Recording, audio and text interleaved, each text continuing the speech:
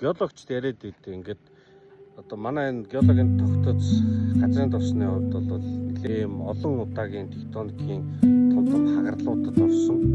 Тэгэхээр одоо ухаанд Арабын нэг юм шингэн залуу их том хуримтлууртай юм ордтой харьцуулахад хагралд ороод тэгээд шингэнэн дээр чинь урсан шүү дээ. Удаан хугацаагаар ингээд миграцийн газрын шингэн урсаад хийн тийшээ урсаад тэгээ арай өтгөнд хунж үлдээд зарим шингэн алдагдаад ууршаад ингээд тэгэхээр зэрэг энэ олон хагралд өртсөн газар чинь харьцангуй бага хэмжээний хуримтлал тэгээ хуримтлал нь бас тийм өтгөн зуурамтгай иймэрхүү байх магадaltaа гэж ярьдаг юм байна.